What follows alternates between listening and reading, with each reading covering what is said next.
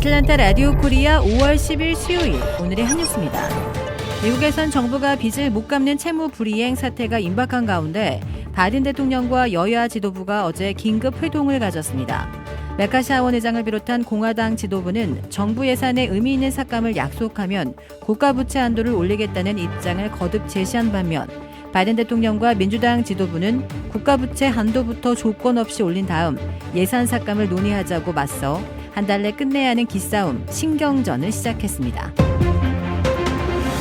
노동부는 오늘 4월 소비자 물가지수가 전년 동월보다 4.9%가 올랐다고 밝혔습니다.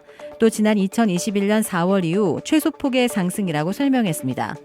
월스트리트저널이 집계한 전문가 전망치 5%를 소폭 밑도는 결과입니다.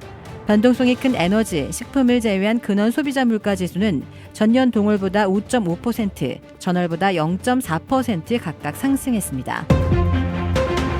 도널드 트럼프 전 대통령이 27년 전 성범죄와 관련한 민사 소송에서 졌습니다.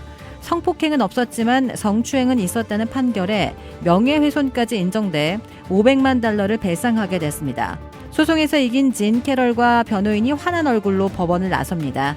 지난 1996년 뉴욕의 백화점에서 우연히 만난 트럼프 전 대통령에게 성폭행을 당했다는 민사 소송입니다. 배심원은 성폭행 혐의는 기각했지만 성추행은 인정했습니다. 또 지난해 10월 트럼프 전 대통령이 SNS를 통해 혐의를 부인하면서 내 스타일이 아니다, 사기 등으로 표현해 명예를 훼손했다고 봤습니다. 이에 따라 성추행 $200만 명예훼손 $300만, 합쳐서 $500만 배상하라고 판결했습니다. 배심원 9명이 3시간도 안 돼 만장일치로 뜻을 모았습니다. 트럼프 전 대통령은 성비위와 관련해 12명이 넘는 여성으로부터 고발을 당했는데 이번이 법원의 첫 번째 책임 인정 사례입니다. 트럼프 전 대통령은 즉각 SNS를 통해 최악의 마녀 사냥이라며 항소 의사를 밝혔습니다. 대선 출마를 선언한 트럼프 대통령에게 이번 판결은 좋지 않은 영향을 줄 것으로 보입니다. 시카고가 남부 국경 지역에서 이송된 중남미 출신 불법 입국자들을 더 이상 감당하기가 어렵다며 도시 비상사태를 선포했습니다. 민주당 소속 로리 라이트풋 시카고 시장은 모든 이민자를 환영하는 성역도시로서의 가치에 따라 중남미 출신 망명 희망자들을 돕기 위해 최선을 다해왔지만 이제 한계를 넘어섰다고 말했습니다. 이어 시카고에 새롭게 도착하는 사람들을 맞이할 준비를 하고 이들의 임시거처와 관련된 상황을 정상화하기 위해 비상사태를 선포하게 됐다고 설명했습니다.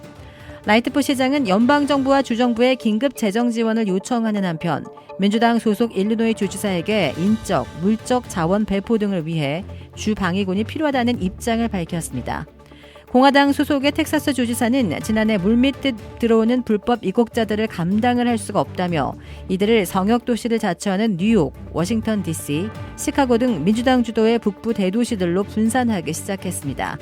이 여파로 워싱턴 DC는 지난해 9월, 뉴욕은 지난해 10월 이미 비상사태를 선포했습니다. 79세인 명배우 로버트 드니로가 7번째 아이의 아빠가 됐습니다. 어제 CNN 방송 인터뷰에서 로버트 드니로는 신작 영화 아버지에 대하여를 홍보하다가 이 같은 사실을 밝혔습니다. 인터뷰 진행자가 드니로를 아이 6명의 아버지라고 설명하자 드니로는 사실 7명이다라며 최근 아이를 갖게 됐다라고 설명했습니다. 드니로는 이전까지 전 부인 2명과 전 여자친구 1명 사이에서 자식 총 6명을 두고 있었습니다. 그동안 알려진 막내 헬렌은 현재 11살입니다. 이번에 태어난 7번째 아이의 성별은 무엇인지, 어머니는 누구인지 등의 다른 정보는 공개되지 않았습니다. 한편 1943년생인 드니로는 영화 택시 드라이버, 분노의 주목, 대부2 등 다양한 작품에 출연했습니다. 국민의힘 중앙윤리위원회는 한국 시각 10일 이딴 설화로 논란을 일으킨 김재원 최고위원에 대해 당원권 정지 1년의 중징계를 결정했습니다. 징계 결정을 앞두고 최고위원직에 전격 사퇴한 태영호 의원에 대해서는 당원권 정지 3개월 처분을 내렸습니다. 윤리위는 이날 오후 여의도 당사에서 회의를 열어 김 최고위원과 태 의원이 추가로 제출한 소명 자료를 검토한 뒤 이같이 결정했습니다.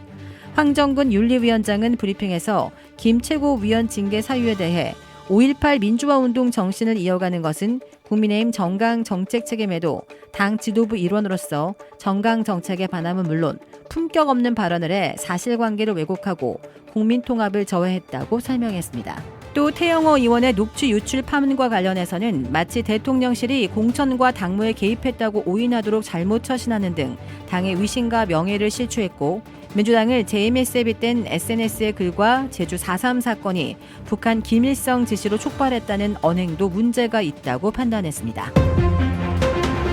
주택 구매뿐만 아니라 커머셜, 웨어하우스, 비즈니스 건물까지 부동산계의 큰손 이주환 부동산. 크레딧 카드 빚 최대 80%까지 탕감. 크레딧은 지켜드리고 빚은 줄여드리는 O3 컨설팅이 오늘의 한 뉴스를 후원합니다. 이상 애틀란타 라디오 코리아 5월 10일 수요일 오늘의 한 뉴스의 고지선이었습니다.